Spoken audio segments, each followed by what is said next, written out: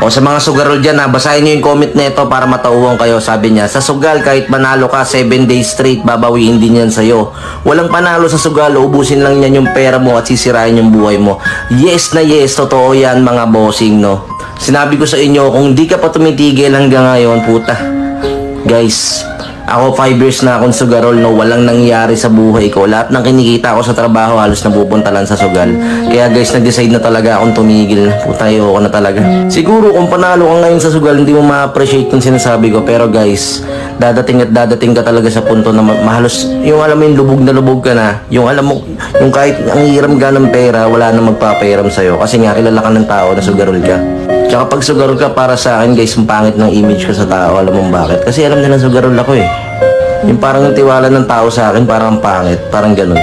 So totoo lang, masarap manalo talaga. Yung feeling na pag nanalo ka talaga, alam mo yung dopamine mo tumataas.